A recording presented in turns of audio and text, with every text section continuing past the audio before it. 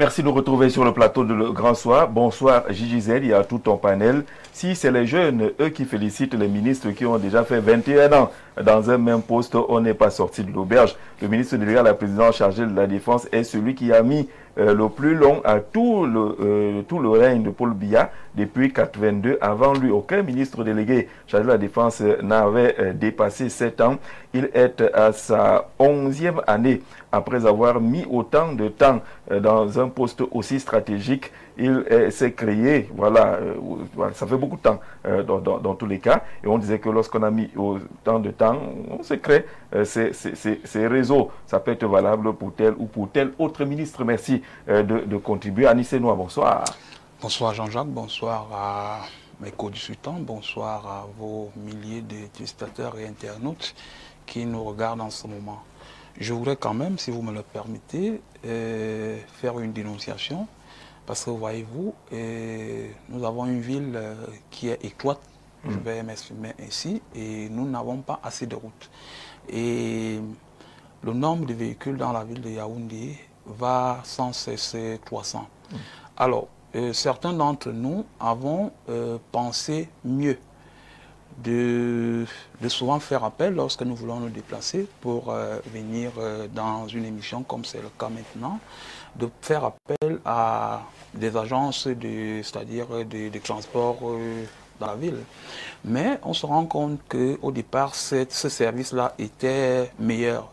Aujourd'hui, ce n'est plus le cas. C'est-à-dire, vous commandez un véhicule pour... un service comme le service Yango. C'est moi qui prononce. Voilà. C'est moi qui prononce. Voilà, effectivement, c'est la société en question. Mais on se rend compte qu'aujourd'hui, c'est du n'importe quoi. Permettez-moi l'expression. Parce que moi, je suis l'un des clients de la société depuis la création de la société.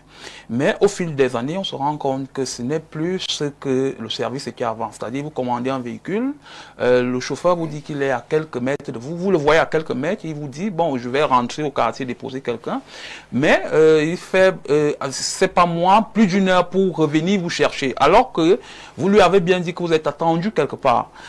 Donc je me rends compte qu'aujourd'hui, cette société-là ne fait plus véritablement le travail qui est le sien. Et cela est interpellateur parce que, voyez-vous, lorsque une société comme celle-là devrait, c'est-à-dire remplir certaines missions et qu'elle se retrouve en train de faire du n'importe quoi, cela vaut mieux d'être dénoncé, quitte à ce que les uns et les autres prennent acte et que le service soit amélioré. Alors, parlons justement de cette société. On a eu des informations, hein. Lorsqu'on évoquait lundi les cas d'agression, même dans ces structures qui sont censées avoir des garanties de sécurité, ce n'est plus trop la grande sécurité de ce côté. Et justement, la question ce soir, le Cameroun baigne dans un climat d'insécurité grandissante depuis un certain temps. Et Jeanne Toundé, qu'est-ce qui se passe? Je pense que ce qui se passe, c'est ce qui se passe dans tous les pays. Dans tous les pays, on est toujours confronté au problème de l'insécurité. L'insécurité est aussi vieille que le monde. Et on peut regretter qu'au niveau du Cameroun, dans nos quartiers, dans nos villes, dans nos villages, il ne passe pas un jour où on ne raconte pas une histoire de meurtre, une histoire d'agression, une histoire d'un taximan tué dans la moto emportée. Bref, on vit ce phénomène tous les jours. Mais moi, je ne voudrais pas vous décevoir. Ce n'est pas de ce côté que moi je vois l'insécurité. Moi, je sais que cette insécurité, elle est toujours là. Et nos forces de police se déploient à la combattre. L'insécurité que moi je voudrais dénoncer ou que je voudrais relever, c'est ce que j'appellerais le désordre institutionnel. Nous baignons depuis quelques temps, quelques mois, quelques années dans un désordre qui peut-être n'est pas aussi visible que ce désordre urbain, mais il y a aussi une dimension qui m'intéresse particulièrement, qui est le désordre institutionnel. C'est-à-dire quoi? C'est-à-dire on assiste à des phénomènes où il n'y a plus, n'est-ce pas, ce respect de l'ordre établi.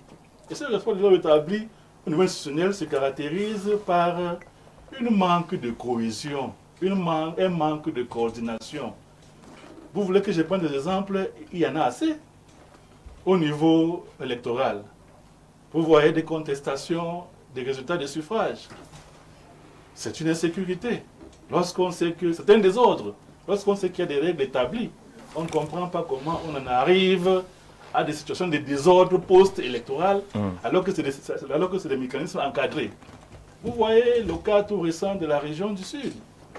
Vous voyez, je n'ai pas envie... Il y a eu quoi dans la région du Sud? On a assisté à un désordre institutionnel où l'élection qui aurait dû se tenir à un jour dit a été prorogée d'un jour, décalée d'un jour, parce que les gens s'opposaient à un désordre institutionnel que certains cadres ou certains membres... C'est votre parti qui a causé le désordre. C'est pour ça que moi je dénonce ce désordre institutionnel pour dire que... Et le gouverneur a cédé. Celui-là aussi, il faut l'interpeller, il faut l'indexer pour dire que c'est vrai, on s'intéresse beaucoup à ce qui se passe au niveau de la base, mais aussi au niveau supérieur, il y a crainte que s'il n'y a pas une reprise en main, ce désordre institutionnel puisse nous amener dans une situation de dérive et même de crise. Je ne veux pas vous citer, vous suivez l'actualité au niveau du sport, au niveau même du port de Douala. Vous voyez la cacophonie qu'il y a là-bas entre une société qui est soit chassée et qui doit être maintenue, entre la SGS qui doit partir, entre le port autonome on n'arrive pas à savoir de quel côté se trouve la vérité. Donc ce désordre institutionnel est tout aussi dangereux et moi je voudrais, en ce qui me concerne, pointer le doigt sur ce désordre-là pour dire oui. Est-ce que ce n'est pas la conséquence de quelque chose? Mais c'est la conséquence d'un manque de c'est la conséquence d'une faiblesse de coordination des institutions qui nous amène à tout ce que vous dénoncez. La criminalité, la montée de la drogue, c'est la faiblesse de certaines coordinations nationales qui fait qu'on en arrive à tout ce que nous dénonçons. Voilà pourquoi si nous voulons bien adresser la problématique qui est posée à la base, il faudrait qu'on voie qu'est-ce qui est fait au niveau stratégique. Et c'est là où commence le problème. Lorsqu'on dénonce la longévité des membres du gouvernement, ce n'est pas parce qu'on en a contre certains, c'est parce que nous pensons que ça rentre dans les mécanismes normaux de gestion. La transparence. Quand il n'y a pas de transparence, il y a manque de confiance envers les institutions. Et quand il y a manque de confiance, on commence à arriver à des situations de règlement des comptes. Je n'irai pas au tribunal parce que là-bas, on va le relaxer. Mieux, je règle mon compte moi-même. Et on en arrive donc à tout ce que nous dénonçons aujourd'hui en termes de désordre, les enfants qui prennent la drogue, les enfants qui se livrent à toutes sortes de jeux dangereux. Et j'ai le nom de ceux qui pensent que toute cette semaine, on a suffisamment laminé le noyau familial. Tout à fait. Voilà pourquoi j'ai voulu monter d'un cran la conséquence et non la cause de ce qu'on voit aujourd'hui. La conséquence de la faiblesse au niveau de la coordination nationale, où on a l'impression qu'il y a une faiblesse dans la gouvernance, il n'y a pas assez de transparence qui puisse rassurer l'acteur social pour pouvoir se comporter en conséquence dans la société. C'est ce que moi je voulais, pour ne pas rester à ce niveau, essayer de montrer d'où vient la cause. J'ai l'impression que tout le monde regarde de tout ce que nous avons compris. La vanne sans regarder l'amont. Tout à fait. D'accord. Alors, Dipanda Titi Samuel, depuis Guider, vous dites que vous êtes sous 31 degrés Celsius là-bas. Merci Guider d'être avec nous. À Tchonou, nous sommes tous coupables. La cellule familiale prend un énorme coup. Nous devons travailler à ce niveau, dit-il. Il nous renvoie à la cellule familiale. Mais là, tout à l'heure, Eugène nous demande de regarder un peu en amont. Il y a des fissures qui partent de là-bas et qui peuvent impacter là où nous tous nous regardons le noyau familial. Oui, Jean-Jacques, c'est vrai qu'on va regarder le noyau familial, bien évidemment. Mais vous savez, il faut d'abord revenir sur certains facteurs. On ne va pas sauter comme ça. Le chômage, Jean-Jacques, le chômage. Le chômage est un élément très important qui peut entraîner cette insécurité-là dans les quartiers.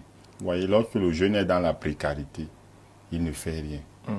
Il va passer son temps à développer des stratégies de vol, d'agression, à cause du fait qu'il n'a pas pu trouver certainement quelque chose à faire. Jean-Jacques, quand vous voyez un jeune rester à 23h30 minutes, 1h, 2h dehors, un jeune qui travaille fait quoi à 2h dehors?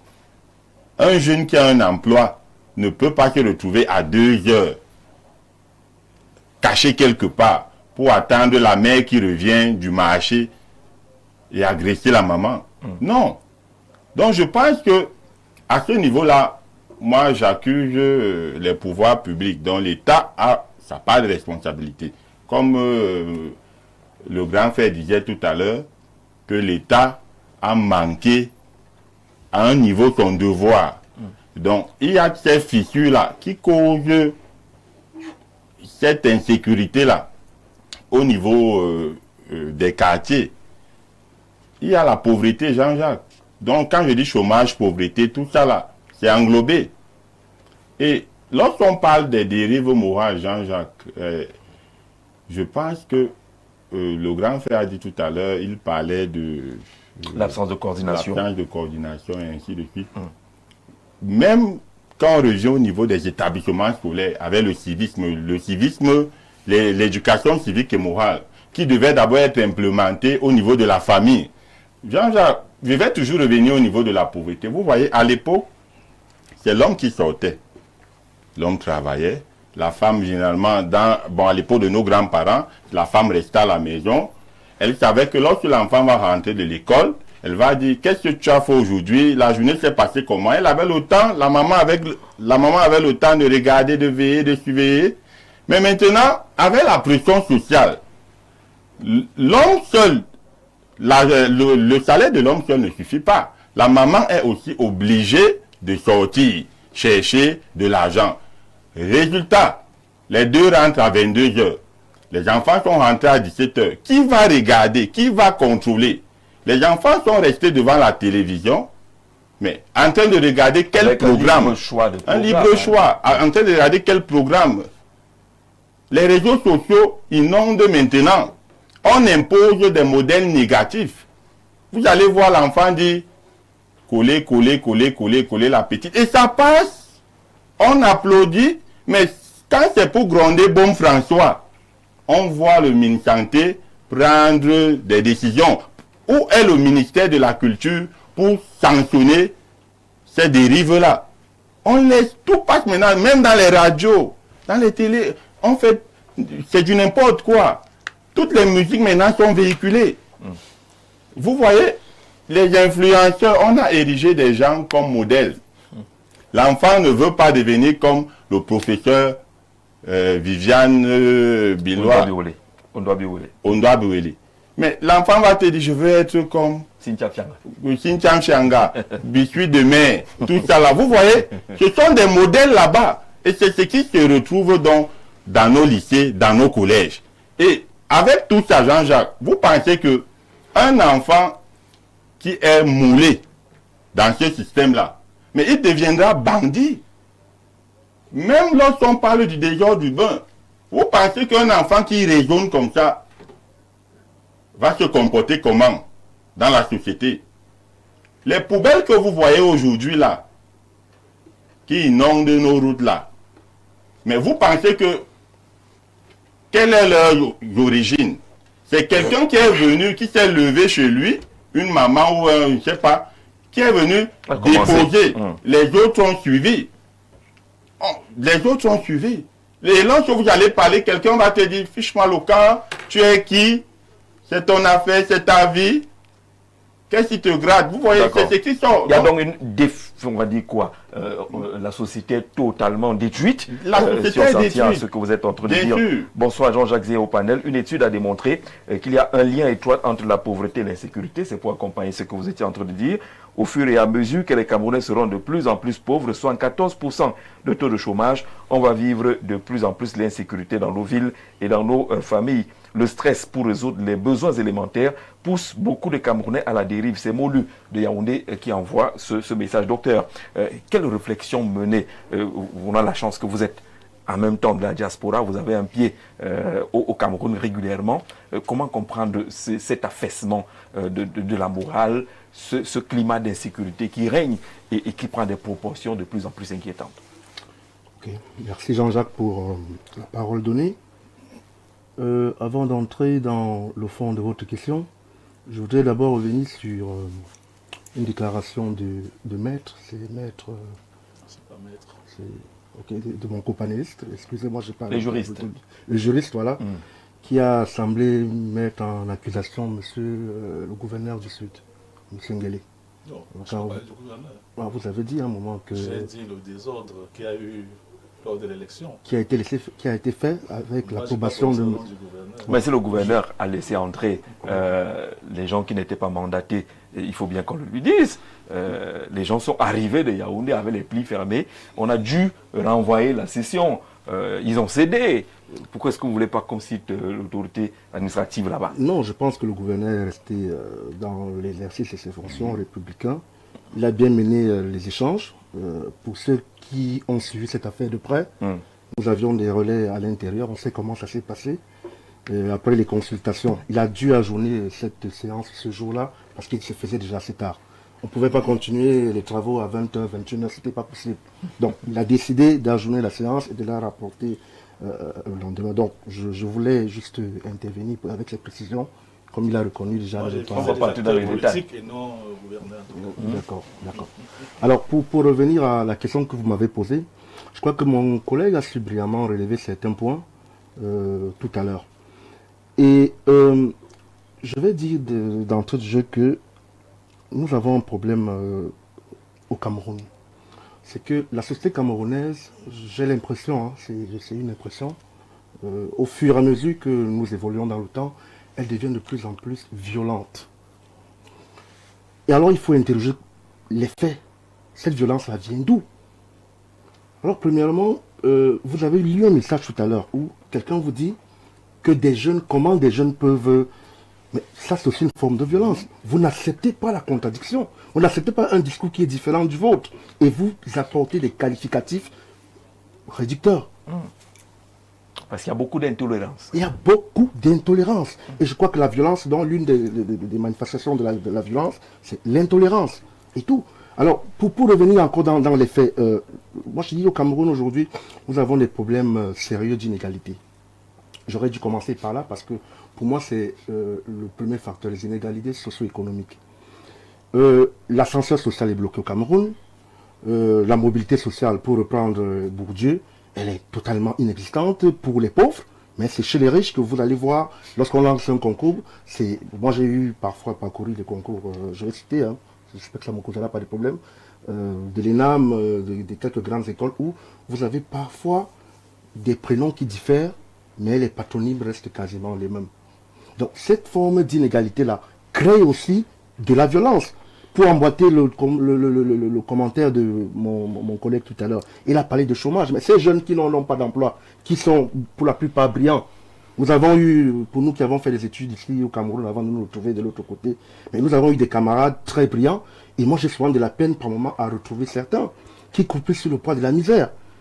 Ce n'est pas pour justifier, je ne sais pas, le banditisme, le vol, ou alors la violence qui pourrait être déployée d'une autre manière. Mais je dis à un moment, les pouvoirs publics aussi ont fauté à ce niveau. Donc, il faudrait donc qu'on essaye de se réinterroger de ce point de vue-là. Également, quand vous avez ce point de vue, donc, le jeune sans emploi, frustré, peut-être parce qu'il a fait le concours, il a eu l'impression que c'est les mêmes gens qui passent, mais vous avez le cas également de ceux-là qui sont encore à l'école, au lycée, au collège. Vous voyez les images qui viennent de Kiossi, qui viennent de Berthois, où il y a 24 autres. Est-ce qu'eux, ils ne sont pas dans ces mêmes réalités? Oui, oui, vous m'avez pris voilà, dans mon développement. J'allais en venir. Voilà, si on revient au niveau de l'enseignement secondaire, moi j'ai eu le bonheur d'enseigner au Cameroun pendant 14 ans comme professeur de lycée, avant de me retrouver étudiant en thèse de l'autre côté.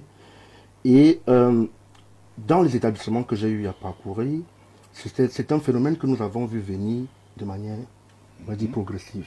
Ça, c'est tous les enseignants qui ont une expérience dans le domaine pourront l'attester.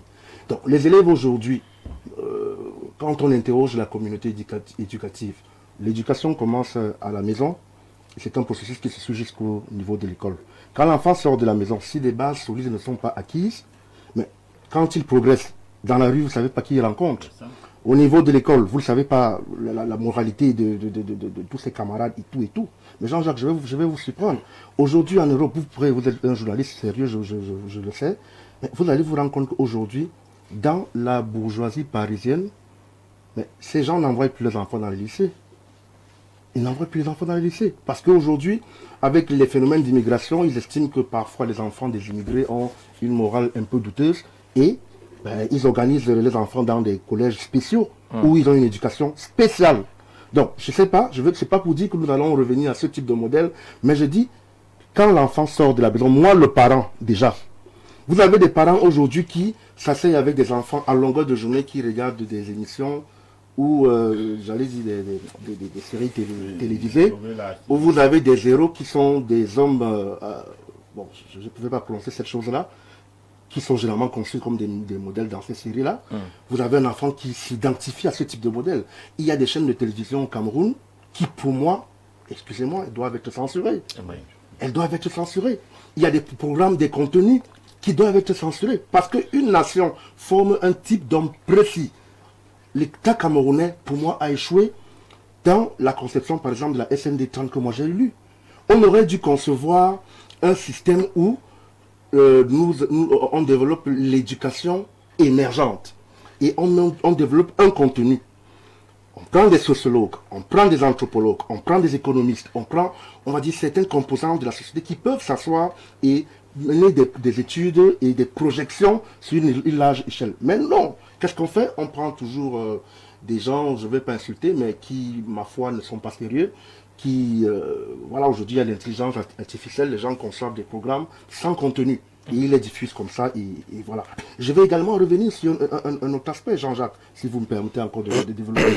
C'est que je vous ai donné une de mes casquettes, une autre de mes casquettes en tant que président d'une association féministe du côté de la France. C'est qu'au Cameroun, aujourd'hui, puisqu'on parle de la violence, on parle de l'insécurité, mais moi j'ai peur des chiffres, Jean-Jacques. Les féminicides font grandissant.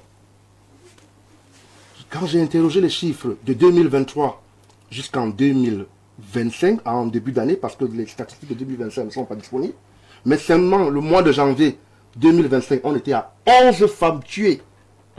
Quand en 2023, on était pratiquement à 69, et en 2022, on était à 54. Vous voyez que ça augmente. Et il y a une banalisation de la violence liée à, on va dire, aux gens et au sexe aujourd'hui qui fait peur.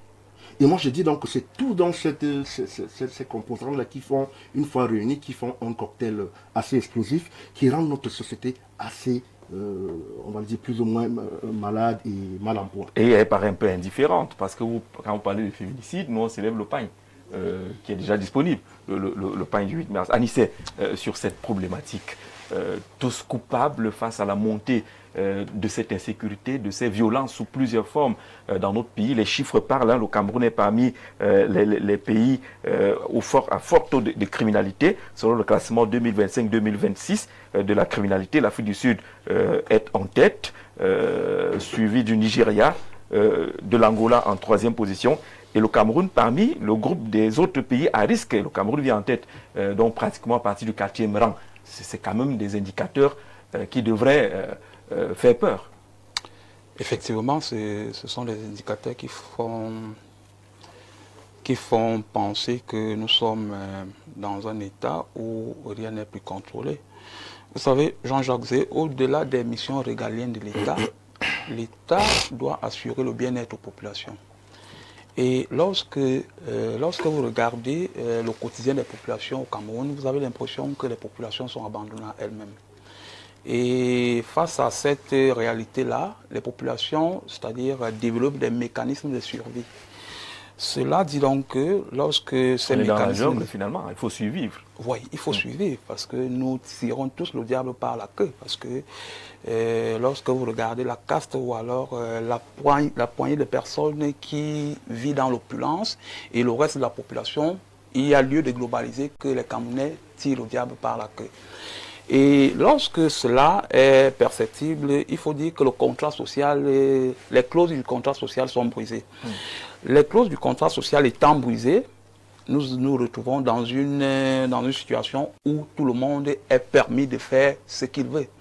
J'entendais tout à l'heure le panéliste juste à côté de moi parler, c'est-à-dire du système éducatif camerounais. Vous savez que dans une autre vie, je suis enseignant. Oui. Et vous allez vous rendre compte que peut-être on peut questionner, c'est-à-dire le système éducatif, mais en amont, c'est-à-dire qu'est-ce qui a été fait pour que le système éducatif soit meilleur? Est-ce que les programmes qui ont été conçus, nous avons passé le temps à tirer la sonnette d'alarme que les programmes sont mauvais? Parce que lorsque vous regardez, le Forum économique mondial dit qu'il faut former un homme sur 3 dimensions, c'est-à-dire sur les connaissances, sur les attitudes et c'est-à-dire la discipline, et également sur l'altitude. Lorsque vous passez le temps à former un homme sur les connaissances, vous ne le formez pas sur les attitudes, il y a lieu d'interroger la morale sociale. Et aujourd'hui, on se rend compte que la morale sociale est en déliquescence. La morale sociale est en déliquescence, pourquoi? Parce que les parents, c'est-à-dire l'éducation, nous n'allons pas nous cacher, l'éducation part de la maison, de la cellule familiale.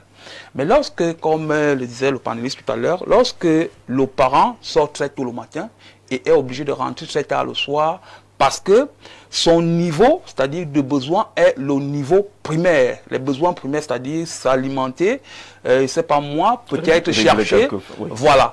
Vous vous rendez donc compte qu'à ce moment-là, le parent ne peut plus assurer de manière normale l'éducation de son enfant.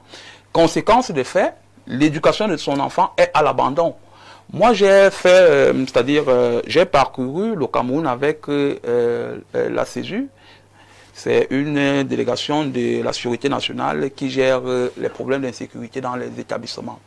Et je faisais la modeste expérience d'aller de ce côté-là, c'est-à-dire lorsque je m'asseyais, je me rendais compte que, parce qu'il y a également les établissements de Yaoundé qui sont surveillés par cette délégation-là. Et lorsque je m'asseyais, on appelait par exemple un parent que son fils a été surpris en train de se droguer dans l'établissement. Le parent peut-être répondait de manière fortuite que non, il ne se reconnaît pas dans ce que on est en train de dire. Ça veut dire qu'en fait, le parent aujourd'hui ne reconnaît plus son enfant. Tout simplement parce qu'on ne passe pas du temps avec l'enfant. On est attiré par, c'est-à-dire ce qu'on peut avoir comme gain. On est contraint. On est contraint. Parce qu'on vit limite. Hein. On est contraint. Si vous lâchez un jour, voilà. La famille... Parce qu'on peut avoir comme gain, et non plus pour la formation des enfants que nous avons à notre charge. Mais au-delà de cela, il faut également dire, comme quelqu'un le disait tout à l'heure, qu'en fait, nous avons une insécurité institutionnelle également. Parce que lorsque vous regardez, vous êtes journaliste, vous savez que le camp Martinez-Zogo a fait couler beaucoup d'encre de salive. Et il fait encore couler beaucoup d'encre de salive. Mais lorsque nous interrogeons, on se rend compte qu'en fait, les personnalités de la République ont été citées dans ce dossier-là.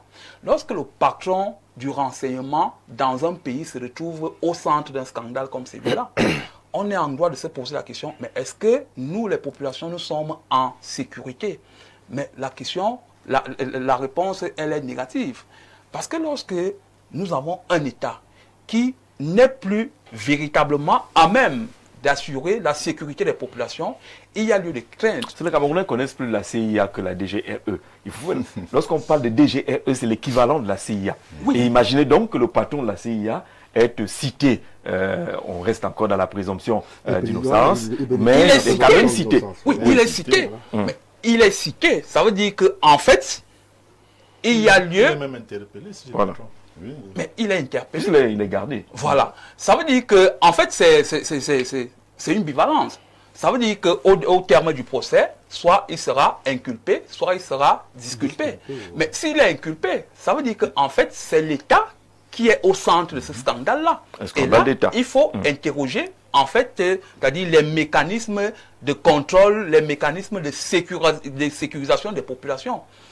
Et je vais continuer un peu plus loin pour dire que, en fait, lorsque vous regardez, c'est-à-dire la population camerounaise aujourd'hui, vous allez vous rendre compte que la population camerounaise ne vit plus par rapport à ce qui est recommandé sur l'espace public. La population camerounaise aujourd'hui est de plus en plus violente. Tout simplement parce qu'on se dit, si ceux qui sont au sommet de l'État ne nous garantissent plus la sécurité, alors il faut développer des moyens de subsistance. Alors il faut, c'est-à-dire régler tout de suite son compte lorsqu'on est, c'est pas moi piétiné, lorsqu'on est, c'est pas moi en conflit avec elle, parce que beaucoup ne font même plus confiance à la justice. À l'état de nature. Voilà, beaucoup ne font plus confiance à la justice. Donc, aujourd'hui, il y a lieu de retourner à l'orthodoxie et de voir ce qui ne va pas pour permettre aux uns et aux autres de poser les actes qui puissent permettre que la population regagne confiance vis-à-vis de l'État. Je crois que cela est nécessaire. D'accord, Anissé. C'est Sylvain Depuis-Bertois qui nous écrit, je vous écoute parfaitement. Toutes ces dérives sociales rendent coupable la population et les institutions étatiques en place, ce qui fragilise le système social. Nous sommes donc tous coupables, dit notre frère de l'autre côté. On va peut-être prendre, oui, monsieur, n'oubliez pas que ventre affamé n'a point d'oreille. Mais je crois que ventre affamé écoute son ventre, justement. Et quand on écoute le ventre, on devient nerveux. Vous voyez, une famille sans espoir, sans avenir, des enfants diplômés, sans emploi, ni d'embauche, sans emploi. Vous voyez des intellectuels qui viennent sur les plateaux insulter les copanélistes. Vous les invitez toujours. Vous voyez le législateur qui dit qu'un ministre peut voler et rembourser si on l'attrape. Ah, c'est la loi qui a établi certaines de ces choses, le remboursement du corps de délit. Ce n'est pas l'intellectuel qui a créé. Vous voyez certains ministres avoir une communication violente, menacer les citoyens. Les jeunes n'ont plus de modèle où s'inspirer. N'accusez pas ces jeunes. Ils sont des victimes. Ce qui était considéré comme valeur hier ne l'est plus aujourd'hui. La seule valeur qui compte maintenant, c'est dans les familles, la société, c'est de l'argent. C'est l'argent qui compte comme seule valeur, dit-il. Bonsoir. Nous devons rappeler au docteur Fabio Tama que le gouverneur ne peut pas reporter une séance par rapport à un parti politique. Il doit enregistrer les candidatures et passer aux élections. Il a donné le temps au RDPC de négocier. Ce n'est pas son rôle à Teba du côté de Kouaban. Bonsoir à vous. Sur le plateau, l'insécurité, dérives morales et autres, non, nous ne sommes pas tous coupables. Le système éducatif camerounais en place en est le principal coupable. Une société mal orientée ne peut que produire des citoyens désorientés. Pas de véritable éducation à la citoyenneté, pas de notion de patriotisme, un État en perte de repères où la norme a été écartée et les cas normalisés. Qu'attendons-nous exactement? Ngok Jean Armand depuis Bioua qui nous écrit. Accueillons Thomas Béga. Tommy, bonsoir. Bonsoir à vous, JZ de Jean-Jacques Zé, le célèbre, et merci pour l'honneur, l'amitié que vous m'accordez. Alors, l'une de vos casquettes, vous êtes directeur de publication du journal La Lucarne, entre autres casquettes. Voici. Voilà, vous arrivez au moment où on parle justement de cette insécurité. On essaie d'identifier les causes, peut-être également voir les voies de sortie. Voilà, tout en adressant mes voeux les meilleurs à tous les téléregadeurs et téléregadrices d'Info TV. C'est un thème alléchant, c'est un thème percutant, c'est un thème qui nous querelle, qui nous questionne, qui questionne la famille, qui questionne même l'Église, qui est l'une de mes autres cordes. Ah oui, vous êtes aussi pasteur. Merci. Qui questionne l'Église et aucun maillon de la société dans sa globalité ne peut échapper à cette thématique qui est placardée sur notre petit écran. Insécurité, dérive morale, désordre urbain. Vous comprenez avec moi que toutes les sciences pluridisciplinaires et j'en passe sont convoquées autour, n'est-ce pas, de ce débat. Difficile de l'autre côté dans ma troisième prise, le troisième point. Sommes-nous coupables? Difficile d'être péremptoire sur cette question. Et ce serait aussi trop facile de pouvoir trouver rapidement le coupable qui est l'État. Et j'aime souvent redire aux uns aux autres, l'État c'est qui? C'est bien vous et moi. Et c'est trop facile de déresponsabiliser. Mais il y a l'autre État qui est régulateur, qui n'est pas vous et moi. J'arrive. On n'a pas ce pouvoir-là. J'arrive justement. C'est trop facile de jeter à la vindicte populaire, que ce soit les deux États sous les deux facettes. C'est trop facile de dire, nous déresponsabilisons, c'est beaucoup plus l'autre, c'est beaucoup plus le voisin qui a fait X ou qui a fait Y. La problématique d'insécurité, des dérives, des désordres urbains est une problématique qui n'est pas liée qu'au Cameroun. C'est une problématique internationale. Il faudrait que les uns et les autres l'intègrent.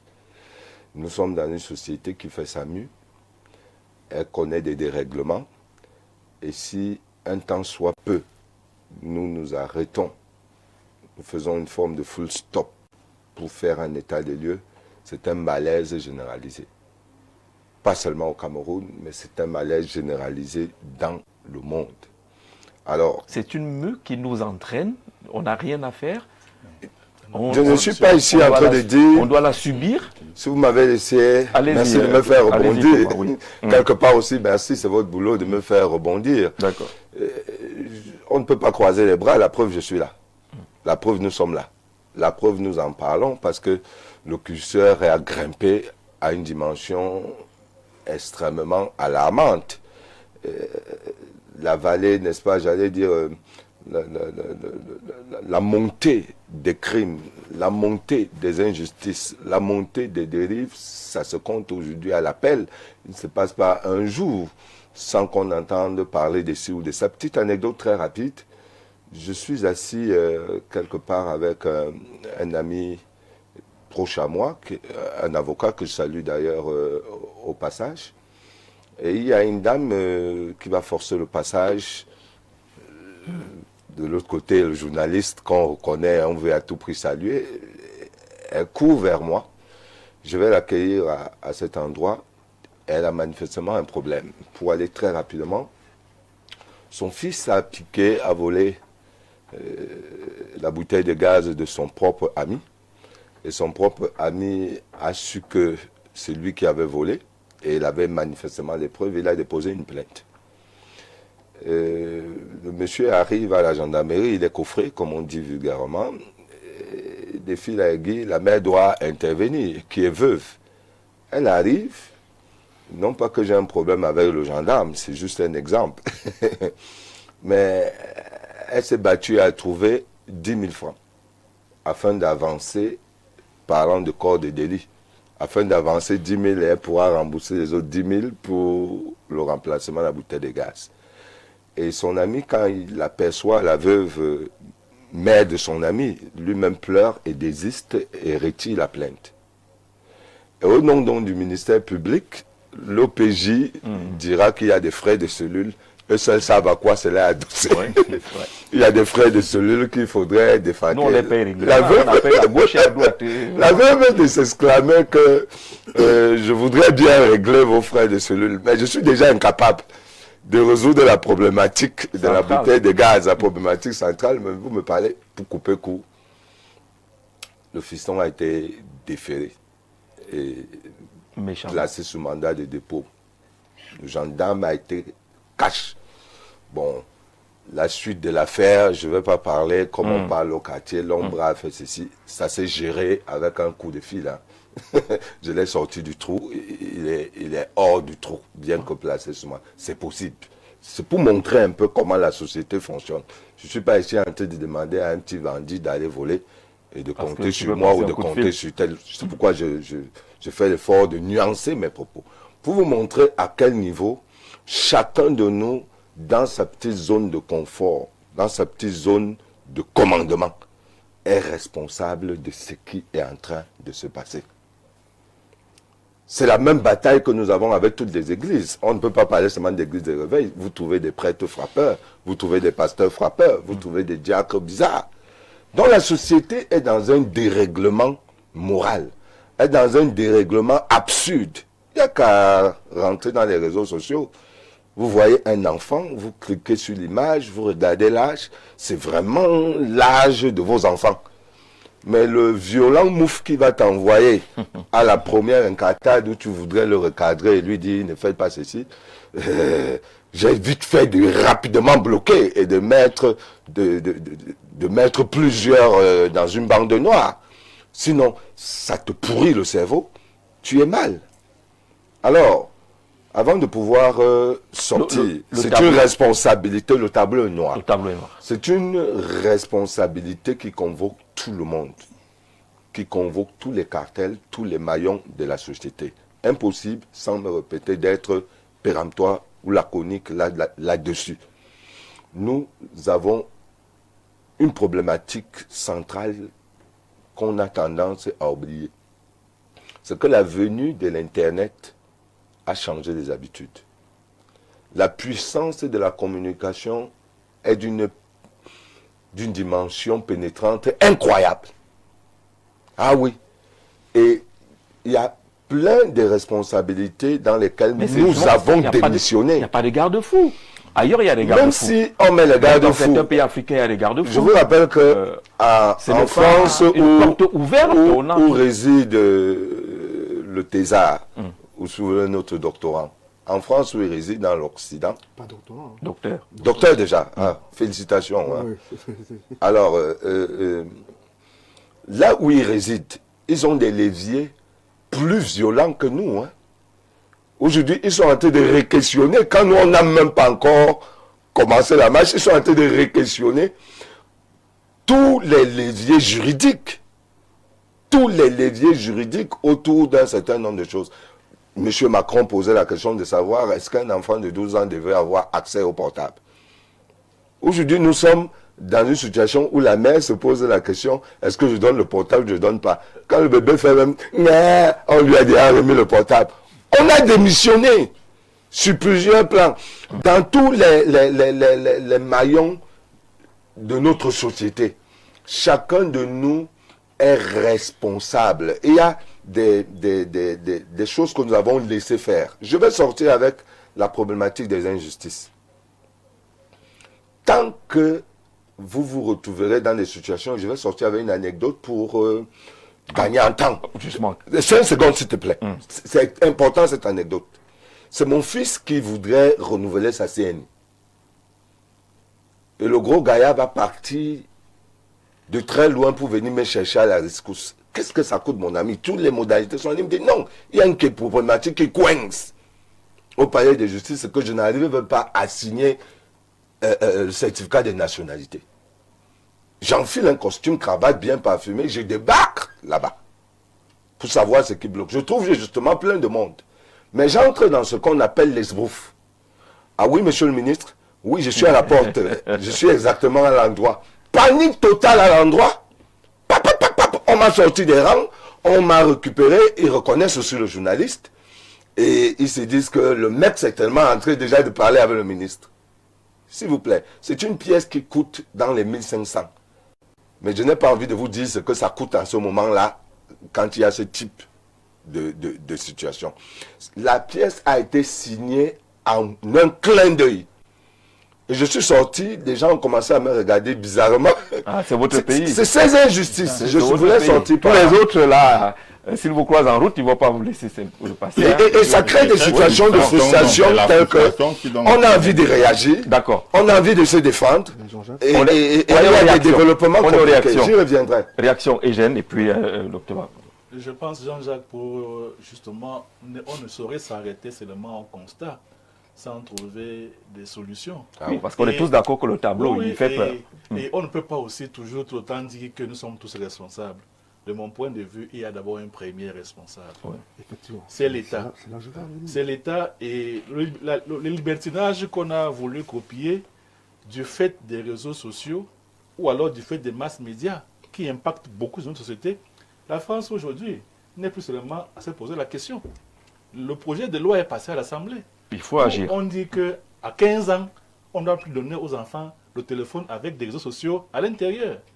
Il ne faudrait pas que nous aussi, on continue à regarder comme si... On va d'abord atteindre le fond. Atteindre le fond, oui. Avant de commencer à recopier la France, que bon, comme la France a limité, pas du tout. Nous pouvons déjà le faire. Et la question même qu'on dit que c'est parce que la pauvreté, les dérives les plus graves, on les rencontre aussi dans les familles nantis. Là-bas, les plus gros consommateurs de stupéfiants, c'est pas les dans pauvres. Les familles des nantis. Donc il y a un dérèglement total. C'est parce qu'il n'y a plus de valeur. Il faut une redirection. Il faut que l'État reprenne son rôle régalien de celui qui oriente la politique. On ne peut pas vivre comme si... Mais on est servi par cet État que par les mauvais exemples. Un ministre s'adresse à son collaborateur qui s'en fiche. C'est pour ça la vie se poursuit. On ne doit pas aller sur les bases de sentiments pour dire, de mon point de vue, tel est bon. On doit aller sur les bases des règles de droit qui voudraient que l'État soit réglementé et que la norme soit respectée. Nous ne pouvons pas aller sur des sentiments. Sinon, c'est la dérive totale comme nous observons. Les programmes ont beau être ce qu'ils sont aujourd'hui. Mais quand nous étions, nous autres, trop jeunes, trop petits, on en savait quoi des programmes? On savait juste qu'il y a l'éducation. On savait juste qu'il y a le maître. Quand même c'est fait dans la maison. Et qu'à l'école, La plupart des enfants camerounais, ce n'est pas forcément les parents qui ont éduqué. C'est le directeur que tu trouvais à 6 heures, déjà à l'entrée de l'établissement, qui était le premier à t'accueillir, qui te mettait au pas en termes de coiffure, d'habillement. Donc, c'est que, comme on dit, il y a eu des règlements parce que beaucoup d'injustices, et il est question qu'on mette fin à ces injustices. Et pour moi, le premier acteur, c'est le gouvernement. Le gouvernement doit être responsable devant ce qui nous arrive. Même si par derrière, on sait que la population ou les familles ont leur à jouer. Mais la personne qui donne l'orientation, c'est le gouvernement. C'est ce que le docteur voulait ajouter. Nous devons... Oui, effectivement, parce qu'on se doit d'être pédagogique. Et j'ai un peu sauté de ma chaise quand j'ai suivi mon frère, mais heureusement qu'il s'est repris à la fin. Parce qu'il a donné des euphémismes qui tendaient à montrer que l'État n'était pas responsable, parce qu'il a parlé d'une affaire de tous. Mais moi, je voulais parler de proportions. Les proportions, s'il faut faire, les établir. Moi, j'irais plus dans du 80-20, c'est-à-dire 80 pour l'État. Pour l'État et 20 pour les populations. Mais je pense qu'après, il a dit l'essentiel de ce que je voulais dire. Et voilà. La violence est le fruit des injustices subies par une majorité de personnes suite au partage inégal du gâteau national. C'est Séverin depuis un SAM qui parle du partage des richesses. Bonsoir à vous sur le plateau. On va prendre votre message. Gisèle, merci de redonner un sens et du poids à cette émission. Je pense que nous ne sommes pas tous coupables. On gouverne un État avec des lois et non avec les discours ronflants et explosifs, comme disait le docteur Guy Parfait Songuet. Le laisser aller et l'impunité qui ont cours chez nous altèrent littéralement nos mentalités et nous font croire que tout est permis. Pour voter une loi qui punit, par exemple, le désordre urbain, cela ne demande pas de budget. C'est juste une question de bon sens. Par contre, l'insécurité et les dérives morales tirent leur source des frustrations dont sont victimes les plus faibles d'une part et d'autre part de la décrépitude de nos deux sous-systèmes éducatifs. La morale n'est plus enseignée. Par exemple, Didier Mao qui nous rappelle, c'était là le premier coup lorsqu'on arrivait à l'école à notre époque, une solution. Bonsoir, nous sommes tous coupables. Voilà les vieux pères qui sortent avec les filles de 16 ans. Regardez, on appelle quoi, les chouganadis. Voilà, regardez comment les mères aujourd'hui s'habillent. Il n'y a plus de modèle. Chaque jour, Muriel Blanche a fait ceci, tel a fait cela. Est-ce qu'on a déjà reçu un jour le plus jeune bachelier au palais? Ah, d'accord. Les professeurs qui s'asseyent dans les bars avec leurs élèves, combien de bars sont presque dans les établissements? On a évoqué cela hier. Et même les bars qui sont dans le voisinage des écoles. Après les noms des écoles, il y a UV, unité de valeur, c'est le nom d'un bar. Il y a rectorat, c'est le nom d'un bar. Vous avez amphi, c'est le nom des bars. Ça dit que... Amphi 1003. Amphi 1003. 1004, à l'université où les gens buvaient le matango. C'est le nom d'un chapalo. Oui. D'accord. 1004. Une solution, c'est qu'il faut renvoyer les femmes à leur rôle premier. C'est d'être les femmes au foyer, je n'en sais rien. Les femmes préfets, les femmes colonels, les femmes commissaires, les femmes qui travaillent dans les grandes entreprises, qui rentrent à 23 heures, qui vont en mission tout le temps, rentrer à la maison, les femmes, c'est ce qu'il dit, n'a pas signé son message. Bonsoir, le grand soir. Qu'est-ce que vous dites? Sans langue de bois, Jean-Jacques, nous ne sommes pas tous coupables au même titre. C'est ce que le docteur disait tout à l'heure, je crois que Eugène également.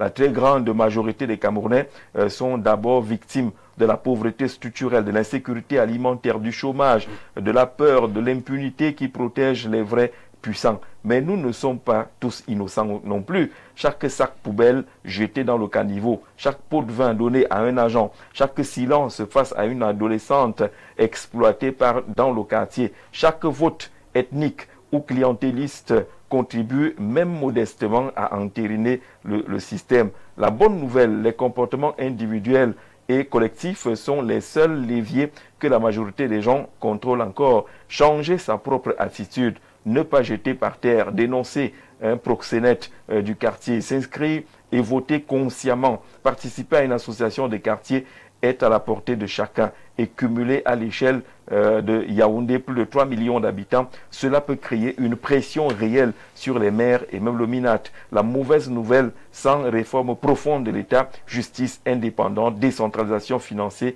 fin de l'impunité des puissants, les efforts citoyens resteront limités et frustrants. Goldfinger Max depuis Essos, merci pour cet exposé. Bonsoir le grand soir. Quand on parle des jeunes, nous devons pouvoir catégoriser. Quand nous voyons la composition de votre panel, on se pose la question, si vous êtes aussi jeune Camerounais, l'État ne donnera pas un emploi à tous les Camerounais. Les jeunes de l'Ouest l'ont bien compris. Ils ne parlent pas de chômage ou de précarité. Ils sont travailleurs, viennent depuis Yaoundé. Il y a d'autres jeunes qui sont travailleurs qui ne sont pas de l'Ouest. Oui, aussi, hein. Il y a des jeunes chômeurs. Mais qu'ils parlent d'autre chose. Peut-être pas toujours en termes de ceux qui attendent, comme on dit dans une certaine communauté, les Mayangatara. Voilà, on s'est compris. On attend toujours qu'on leur donne quelque chose. Oui, j'ai une petite anecdote avant de rebondir. Il y a beaucoup d'anecdotes ce soir. Au niveau déjà du bon. Jean-Jacques, je me retrouve un jour à Douala, quelque part. Et une personne me demande, tu habites quel quartier? Je dis, PK13. La personne suit, hey, tu fais quoi là-bas? On s'attendait à ce que je dise Bonanjo, Bonamoussadi. Vous savez pourquoi? Parce qu'à PK13, c'est le désordre là-bas. No man's land. Hein? Il n'y a rien n'est tracé. Il n'y a pas un véritable plan d'urbanisation. Il y a des constructions anarchiques. Chacun fait ce qu'il veut. Et vous voyez, en ce moment-là, l'État laisse. Les gens vont aller construire au niveau des zones interdites. C'est lorsqu'il y aura éboulement, vous allez voir des ministres venir, on va dire le préfet descendre. Qu'est-ce qu'on a fait pour empêcher cela? C'est pourquoi je dis... On ne sait pas anticiper. Oui, on ne sait pas anticiper. Vous voyez, c'est vrai que les responsabilités sont partagées, mais l'État, le pouvoir central, a un très grand pourcentage dans cela. Donc on ne va pas dire que non, c'est du 50-50. Comme mon collègue a parlé de 80-20, moi je vais même dire 90-10. Donc, ce désordre-là est aussi dû au fait qu'on laisse tout. Chacun fait ce qu'il veut, il construit où il veut. Quand je parle de pauvreté, on ne va pas exclure la pauvreté. Vous allez voir quelqu'un qui n'a pas les moyens de s'offrir un bon lopin de terre. Il va donc regarder un endroit. Mais qui ne cherche pas un bon lopin de terre. Il cherche le lopin de terre qui correspond à ses moyens. Il n'a même pas les moyens là. Il va regarder, il va dire que bon, de ce côté-là, apparemment, personne ne contrôle. C'est abandonné. Il ira là-bas et lorsqu'il y aura problème, c'est là que vous allez voir les ministres venir dire que non, on ne doit pas. Qu'est-ce qu'on a fait pour éviter cela? Donc moi, je pense que l'État doit prendre ses responsabilités. Alors, on a donc la convocation de l'État régulateur de façon absolue à Nice. Là, on a parlé des masses médias tout à l'heure. Il y a quand même un laisser-aller incroyable au Cameroun. Oui, nous sommes d'accord que les dérives sociétales que nous évoquons aujourd'hui sont les conséquences de la mondialisation. Parce que quelqu'un a parlé des réseaux sociaux tout à l'heure, c'est un effet de mondialisation. Mais il faut évoquer effectivement le rôle régulateur de l'État. Qu'est-ce que l'État fait pour réguler cela, pour que nous n'arrivions pas aux dérives? Qu'est-ce que l'État fait pour réguler cela, pour que nous n'arrivions pas à des extrêmes? Et c'est là qu'il faut véritablement situer le rôle de l'État. Parce que voyez-vous, dans un pays, on ne peut rien construire s'il n'y a pas une norme. Et c'est la norme qui définit, c'est-à-dire le cadre dans lequel toutes les personnes ou alors toutes les populations devraient se reconnaître. Mais si on se rend compte qu'au niveau même de l'État central, au niveau même du gouvernement, on se rend compte que rien n'est normé. On se rend compte que, en fait, lorsqu'on observe, il n'y a pas de coordination dans ce qui est fait. Lorsqu'un ministre mène un acte ou alors pose un acte, un autre ministre fait une sortie pour mais le ministre de la Santé dit stop au chicha. Voilà. Un autre ministre dit non, ce n'est pas de ton domaine. Mais on se pose la question, est-ce que ces ministres-là sont véritablement là pour servir les populations ou alors sont là pour servir leurs intérêts propres? Je crois que la deuxième hypothèse est la plus plausible. Parce que, regardez un seul instant, je n'ai rien contre ces deux ministres. Hein. Vous avez vu, lorsque vous parcourez les rues de Yaoundé tous ces derniers temps, vous allez vous rendre compte que les poubelles jonchent les rues. Mais il a fallu que le ministre Laké fasse une sortie ou alors convoque les magistrats municipaux de Yaoundé pour leur donner au moins le matériel de nettoyage. Pour que le MINDU sorte pour dire qu'aucune action déconcertée ne peut produire des résultats. Mais on est en droit de se poser la question, est-ce que véritablement... Le MINDU a organisé quelque temps avant les états généraux de la gestion des déchets. Voilà, j'ai envie de poser la question, qu'est-ce que ces états généraux-là nous ont produit de positif pour que ces déchets-là soient enlevés? Mais on se rend compte qu'aujourd'hui, c'est-à-dire les populations, comme je le disais tout à l'heure, sont abandonnées à elles-mêmes et elles sont à même de développer des moyens de survie. C'est la raison pour laquelle nous arrivons à tous ces brouhahas, à tous ces désordres que nous avons aujourd'hui. Donc je crois que l'État doit reprendre son rôle régulateur pour permettre à ce que les populations se sentent non seulement en confiance, mais sachent exactement ce qu'il faut faire.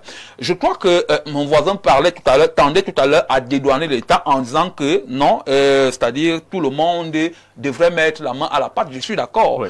Mais sauf que si l'État central ne montre pas ce qu'il faut absolument faire, on n'aura pas, c'est-à-dire la main mise sur les éléments à prendre en compte, on n'aura pas les éléments même qui permettent à ce qu'on arrive... L'échelle de priorité. L'échelle de priorité, merci. Donc, il est normal que nous arrivions à ce genre de choses-là quand il n'y a pas de régulation. Et lorsque nous avons, par exemple, un président de la République qui fait un discours le 31 décembre et qui nous dit « je vais remanier dans quelques jours », et que sur les réseaux sociaux, on entend, c'est pas moi, certaines personnes disent les jours à venir, ça peut être 6 mois, ça peut être 1 an. Mais on a en droit de se poser la question, mais où allons-nous? Le président de la République a gagné une élection. On s'attendait à ce qu'au lendemain de sa victoire, qu'une équipe gouvernementale soit désignée. On vous dit qu'il est pris en otage, on vous dit qu'il est coincé, la guerre des réseaux, ainsi de suite. C'est des messages qui résonnent mal de dire qu'un chef de l'État est pris en otage. Monsieur Jean-Jacques Zé, oui. Je pense que cela n'est pas possible. Je pense que cela n'est pas possible que le chef de l'État soit pris en otage. Le chef de l'État nous a toujours habitués au fait à adopter, c'est-à-dire une posture de pourrissement. Permettez-moi l'expression. Ça veut dire qu'il y a une situation, il attend que les populations, c'est-à-dire se mettent à parler et que les populations se taisent pour qu'ils réagissent. Et c'est la raison pour laquelle nous arrivons à ce que nous avons aujourd'hui. Nous avons un gouvernement finalement comme le sauveur. On dit, enfin, il est arrivé. Il fallait qu'il arrive. Et on s'habitue à cela et on trouve cela normal, alors que ce n'est pas un fonctionnement normal. Ils ont fait les thèses sur le silence présidentiel. Oui, ils ont fait les thèses, le silence présidentiel, cela n'engage que eux. Mais sauf qu'aujourd'hui, on se rend compte que la population croupit sous le poids de la misère. Et si rien n'est fait pour que nous arrivions à une situation où, c'est-à-dire la population peut retrouver un sursaut d'éveil, où la population peut retrouver un sursaut, c'est-à-dire de conscience, pour permettre à ce qu'elle se prenne en charge elle-même, je crois que nous allons arriver à d'autres dérives. Parce que, voyez-vous, nous avons une élection qui est proche. Mais on se rend compte que lorsqu'on demande aux gens de s'inscrire sur les listes électorales, ils demandent pourquoi le faire. Alors que nous devons envoyer les députés à l'Assemblée nationale pour réguler, pour contrôler l'action gouvernementale. Lorsque nous demandons aux gens de s'inscrire sur les listes électorales pour voter, c'est-à-dire utile, on se rend compte qu'ils sont refacés à cela. Donc, je crois qu'il y a aussi une éducation populaire qu'il faut actionner pour que les populations sachent exactement quel est leur rôle et quelle est surtout leur responsabilité pour que nous ayons un État mieux construit que ce que nous avons aujourd'hui. Alors, est-ce qu'on s'est bien compris, Tommy, parce que on a semblé interpellé le rôle de l'État, voilà, que tu semblais dédouaner un peu. Je dis et je réitère mes propos en ceci que l'État est responsable de l'ordre. L'État doit créer cet environnement normatif. Et je ne peux pas me permettre, du haut de mon âge, de dire en pleine télévision qu'il n'existe pas de normes. C'est archi faux. Les normes existent, nous ne les respectons pas. Est-ce qu'on les applique d'abord? Les normes existent dans tous les milieux, dans tous les lieux, dans tous les corps de métier. Dire que ça n'existe pas, je m'inscris en faux. Mais qu'est-ce qui se passe donc? Que les établissements scolaires soient presque trempés dans les bars. Il y a une indiscipline. Oui. Si on va dépoussiérer un certain nombre de normes, vous remarquerez que tout a été couché, tout a été écrit. Mais des gens, de l'application des normes. Tout à l'heure, tu venais de prendre un exemple qui nous a fait tous rigoler. Tu as oublié peut-être d'ajouter un volet qui interpellait le Minsanté. Comment vous allez parler d'hygiène et salubrité sans, sans interpeller le département? C'est pourquoi dans mes propos liminaires, vous n'êtes pas rentré dans ces joutes-là. Dans mes propos liminaires, j'ai bien dit que ce thème convoquait une approche pluridisciplinaire et qu'il est difficile pour nous d'être péremptoires. Je n'ai jamais en aucun cas ici dédouané l'État. Même dans mes illustrations, mes images, je vous montre les failles de comment les normes sont là. Comment vous pouvez expliquer qu'un certificat de nationalité qui coûte 1500 francs, c'est-à-dire que des hommes se mettent en bande organisée, je n'ai rien contre vous, mes frères, on parle, et vous prélevez 3 fois plus que l'État. C'est des réalités. Qu'est-ce que des gens gagnent à ce que, par exemple, la CNI, quand le MINFI se bat à démontrer que quand vous avez payé vos 10 000, c'est bien, allez établir, et qu'aujourd'hui, des gens sont en train de faire des CNI à 20 000, à 22 000. N'allez pas me dire qu'il n'y avait pas un environnement normatif. Il y avait un environnement. Mais des gens ont développé, n'est-ce pas, ce que moi j'appelle la banalisation. On a banalisé les lois. On a banalisé un certain nombre de choses. C'est l'artiste Papillon qui dit que les lois sont devenues des loisirs. Voilà, je n'ai pas loupé l'église, je n'ai pas loupé la défense, je n'ai pas loupé le Minsanté, je n'ai pas loupé. J'ai des scènes où mon épouse est en train de mourir. Et on ne voit même plus le signal qu'ils voient dans ce qu'on appellera vulgairement la télé. Bon, je fais exprès pour arracher un sourire à ceux qui... Tout est arrêté là qu'elle est en train de passer des vies à trépas. Le premier réflexe des gens que j'ai autour, je n'ai pas envie de nommer cet hôpital, c'est de vider tous les cartons des produits. Moi, je me couche sur elle, homme de prière, miracle, elle revient à la vie. Et quand je veux donc reconsidérer tout ce qu'il y avait tout autour, médicaments sont apparus. Tous les médicaments ont disparu. Vous trouvez ça dans tous les corps de métier. C'est la raison pour laquelle j'ai dit l'État, on est dans un ensemble de conséquences. Dans ses responsabilités régaliennes. Comment en est-on arrivé là? L'État, la fissure est... Je le dis en 30 secondes. Oui. L'État est responsable de l'ordre, de veiller sur cet environnement normatif. On ne peut pas dédouaner l'État sur ces détails-là. Les pourcentages, je ne m'aventure pas. Mais maintenant, nous avons des responsabilités, chacun pour sa part, où nous devons accompagner cet État. C'est pourquoi j'ai mis l'emphase sur les démissions qui se sont orchestrées. Et maintenant, en guise déjà le crédit aura étant limité, en guise déjà de solutions, de voies de sortie, il faudrait rapidement que nous prenions conscience au niveau de 3 systèmes. Tous les pays dans le monde ne rigolent pas avec ces 3 systèmes. Ou bien ces 3 puissances, qui est le religieux et la religion, le parti politique, l'école et l'université avec. Ces 3 pouvoirs, j'ai l'impression qu'on s'amuse. J'ai souvent entendu même dans des plateaux, dire, oh, dis donc, fermer les églises, ça nous apprend. Non. La religion a un rôle. Le prêtre, le pasteur, le rabbin a un rôle. Or, si à partir de son pupitre, lui qui doit apporter une action d'influence positive, commence à apporter une action négative. Appelez-le diable. C'est un problème. Par exemple. C'est un problème. Et vous allez voir des gens garder les femmes d'autrui de 8 heures au nom de ce qu'on prie Dieu. De 8 heures à 16 heures. On aime tellement Dieu. On aime trop Dieu. Je m'excuse. Je suis homme d'église quelque part. Ok? Mais je trouve ça abominable. Que vous voulez prêcher, vous voulez communiquer un message. Vous prêchez pendant 2 heures. C'est de montrer même que 15 minutes sont suffisants. À la 30e minute, vous coupez vos propos. Mais vous bombardez la prédication au nom d'un certain nombre de versets bibliques.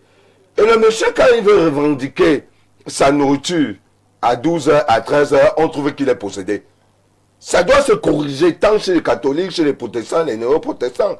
C'est dans ce sens que j'ai dit, l'État peut réguler, peut jouer son rôle de mettre les normes, comme c'est le cas, mais veillons aussi nous-mêmes à respecter les normes. Même si tu n'as pas honte à un moment dans la rue, cache-toi dans un lieu convenable, même si on n'était pas trouvé des toilettes publiques. Cache-toi dans un lieu convenable et fais ce que tu dois faire. Alors quand on arrive au stade où on est, je sors par là, on est dans la démocratisation de la banalisation. Tout est devenu banal. On banalise tout. Mouf coule comme l'eau, imbécile coule comme l'eau, tout est banalisé. Il y a même pire. On est assis en plein télé parfois. On est content de voir des gens qui bagarrent et on dit non, ça monte l'audience. L'audience est montée. Ah ouais, c'est vraiment ton émission là, c'était pas chaud. C'était pas chaud. On veut que les gens. Mène le piment. Je peux te dire que je ne suis pas d'accord. Tout à l'heure, regardez comment avec élégance, je n'étais pas d'accord avec au moins 3 personnes sur le plateau. Mais est-ce qu'on a eu besoin vraiment d'arriver aux mains, de s'insulter? J'ai recadré ma position, j'ai nuancé. Et on s'est bien compris. On s'est bien compris. Bonsoir JZ, bonsoir chers panélistes. Je pense humblement que les problèmes d'insécurité, de dérive morale, de désordre urbain ont pour origine la mauvaise gouvernance, l'abandon de l'éducation et des valeurs cardinales. À partir du moment où l'école a été sacrifiée, il faut voir le mode de recrutement dans ce domaine où règne le népotisme, la corruption, le favoritisme. On ne saurait s'attendre à la formation des citoyens honnêtes, justes, consciencieux. Beaucoup d'enseignants arrivent à l'éducation non pas vocation, mais simplement en tant que tremplin. Et surtout que c'est devenu le métier des fiancés ou femmes des gens haut placés, qui ne fournissent aucun effort, aucun sacrifice pour le devenir des enfants à elles confiés. Elle reste une bonne majorité dans l'antichambre de tous les postes de nomination quand elles ne sont pas transférées dans les administrations plus juteuses. À côté de cela, s'ajoute la clochardisation des enseignants qui entraîne la perte de motivation, mais aussi la compromission de certains enseignants. En outre, tout porte à croire que nous sommes dans l'ère de la promotion des scandales, des dérives, de l'injustice, de la malhonnêteté, de l'incivisme. Il n'y a qu'à voir les résultats des grands concours que vous avez cités, avec tantôt des comptoirs plus ou moins ouverts, des guichets plus ou moins fermés. Cet état de choses a pour corollaire la radicalisation des esprits faibles, la montée de l'intolérance et la brutalité, la propagation, l'incivisme en tout point de vue. Vraiment, nous pensons que le système gouvernant actuel ne nous a pas aidés. Pendant ce demi-siècle, nous en sommes fatigués. Romuald Tédé, merci, c'était long, mais c'est important qu'on parcourt cela. Bonsoir, le grand soir. Monsieur Zé, la dérive morale est une affaire de ceux qui ont le pouvoir. Les plus grands drogués sont ces détenteurs de pouvoir. Je salue monsieur Samuel Désiré Medjo, receveur municipal. De quelle localité? Manga, depuis Yaoundé. Il en a profité pour saluer un receveur municipal. Donc quelqu'un qui est un peu... C'est aussi une frustration. Vous saluez seulement les gens qui en ont un peu au président de ceci. Bonjour et bon débat. Il y a des receveurs qui savent partager aussi. Oui, peut-être que M. Medjo, envoyez-moi aussi son numéro. C'est bien de dire que les jeunes de telle ou telle région travaillent, mais on oublie de dire que c'est eux qui sont responsables de tout le désordre que les villes connaissent actuellement. Ils conduisent des vieux véhicules sans CNI ni permis de conduire. N'en parlons pas du dossier des véhicules. Et c'est eux qui revendiquent les routes sans payer les impôts, etc. Ils envoient les petits-enfants en route sous le couvert de la débrouillardise. Ah, et là, c'est un peu le ping-pong. Chacun a... Bonsoir, heureux de vous écouter. Et salutations à mon grand ami, M. Mbega. Pour nous qui avons connu le système scolaire abertois, c'est nous là. Ne pensez-vous pas que la venue de certains établissements sans implication administrative réelle de l'État pour leur suivi, je voudrais prendre l'exemple palpable du collège TEPAP, à l'époque avec tous les élèves qui s'inscrivaient là-bas, parce que le contrôle n'était pas strict et du fait que dans les lycées classiques et bilingues, voire techniques, tout était vissé. Ne pensez-vous pas que la dérive scolaire viendrait aussi de là? Salutations au pasteur Gislain de Pungaoundéré qui pense aujourd'hui qu'on crée des établissements justement pour le commerce.